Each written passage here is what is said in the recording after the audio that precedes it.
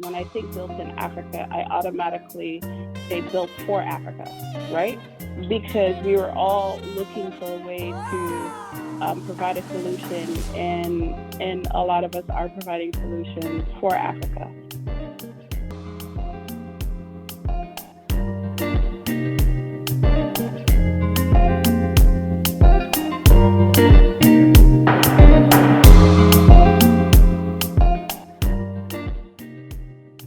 You're in the right place. Welcome to the Built in Africa podcast, where we connect trailblazers of the African diaspora through the unifying language of tech. On this episode, we connect with Anie Akpe, founder of African Women in Technology. Let's get into it.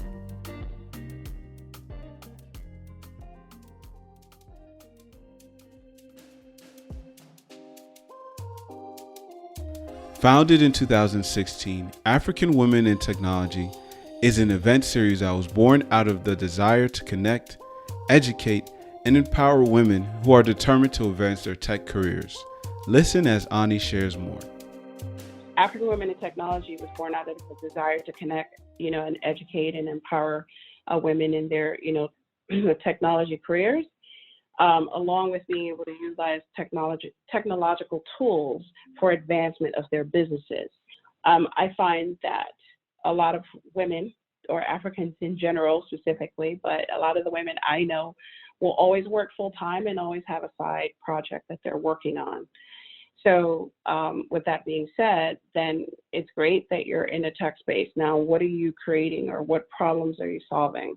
And understanding that, that's why I wanted to create a place where women could actually come in and say, okay, great, you're a data scientist. Now, what are you going to build out with all of your experience, or what community could you tap into that you could lend your experience with? So African Women in Technology was just to first address the fact that, hey, we are here, we're doing these things, and these are the women that are doing many amazing things within your community. But also to uplift some of the women and say, listen, you have these skill sets. A lot of the times what you'll find is a lot of people you're either very public with what you can do or you're very private. Right. I don't find too many people in between. I don't want to say it no other way. Your ass is out there bragging, or you're not. You know what I mean? Literally. But I do believe in you got to let them know, because if you're not your publicist, who will be, right? So a lot of women within the tech space, especially a lot of African women within the tech space, don't actually advertise that, hey, I could do this, I could do that, I've done this or I've done that. They just don't do it. So for me specifically, it was like, hey, you guys are doing amazing things. You definitely need to show that you're doing it. Create a blog, do this, do that. Go to speaking engagement, show your skill sets, share your talents. So it was also encouraging those women to come out and then also be in a community that is honoring and respecting what you do. And sometimes you have challenges like any other job, but at least you'll have like-minded people within this space. In 2020, African Women in Technology launched AWIT Creatives, a platform that connects creative professionals to freelance opportunities. Listen as Anie shares why she built it and how it's helping the community. AWIT Creatives is different in the sense that AWIT Creatives' impact are freelancing. It's actually a freelance community that we're building, similar to a Fiverr. What we noticed naturally is that, first of all, the employment issues throughout Africa is a very rampant number. That there'll be a lot of people that may graduate with an engineering degree and won't be able to get a job. That there'll be a lot of people that, may graduate as a data scientist and may not be able to get a job. So in creating AWIT Creatives, we said, okay, for the women that are in the community that have these skill sets, whether they're working full-time or they're actually looking for freelance opportunities, then why don't we create this so that we're able to market them? Some of these women are already on sites such as Freelancer or Fiverr.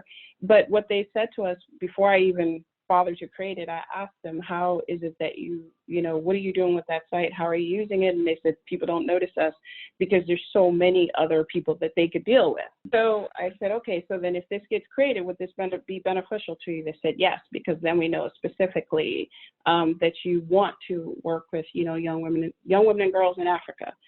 You'll be able to through this website. So that's why it was created, with the aspect of trying to fill employment gaps as much as we can, or make an impact in it. We're not the total solution, as you know, but we are just a small piece of it, and being able to create opportunities for them to land freelancing jobs. The long future goal of it is, of course, to be able to land full-time jobs or special projects that they may have to go out to. So that's the long vision of AWIT Creatives. The short vision right now is just being able to create an opportunity for them to land freelance opportunity jobs. As technology continues to shape the world we live in, having a diversity of perspectives is critical when you're building tech solutions. Listen as Anie shares the importance of having women in tech. The technology industry always needs diversity. So any company needs diversity, technology sector needs diversity. Any product you generally create has the mindset of the people that created that product, right? So technology is no different.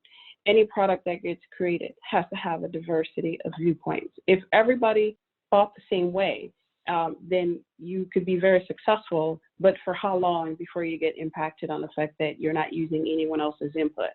Or whatever you created might have left out a very important factor that only diversity would have afforded you the ability to see ahead of time.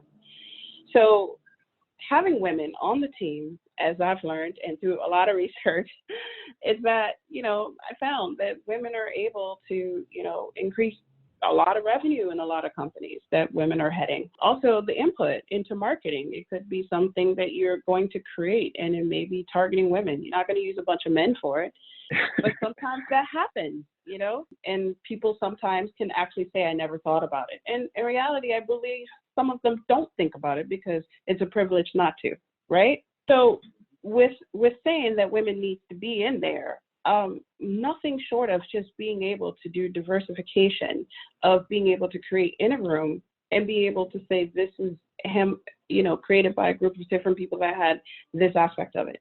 AI and machine learning, all programs that are being created right now. Who's developing it?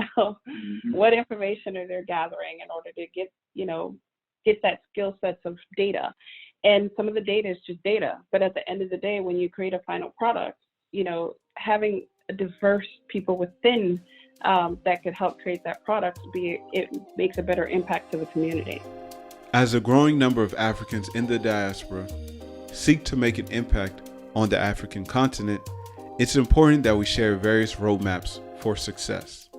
Listen as Anie shares her thoughts.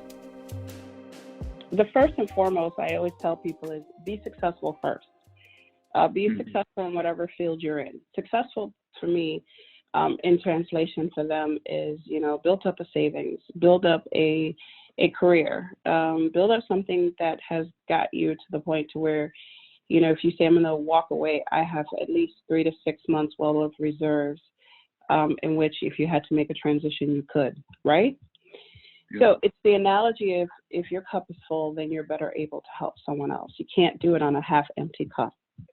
So once you are successful, then go back and help those to get as successful as you. Your skill set, your experience, the things you're learning now could be very, very, very, very helpful to a community that you came from. And if you think someone's already doing what you're doing, that's great. There's other ideas that come to you every day as we walk in this world. I don't care if I'm in the streets of Brooklyn or if I'm in the streets of Nairobi. I am a think tank, and so is everyone else around me. We always looking at things and we say, wow, that's a cool idea, or wow, that's a cool concept. But you can't do this if you're on with a half empty cup. You have to come with a mindset of, okay, I'm here now. Now let me help these other people. And you think you'll be that much more impactful when you're in that position to do that. And if those are your goals already, because a lot of people already know, well, those are my goals, but I'm not there yet. That's fine. It's, as things happen, you do what you can. Maybe that time is not meant for you to build, but to mentor. You know what I mean? Yeah. So there's different things that we could do until we actually can get to the position that we want to be in. So whether you're mentoring or you're volunteering to do something with an organization, or you attend these events and conferences so you could stay updated, that is helping you to make a future impact for Africa because you took the effort to learn to see what's currently happening.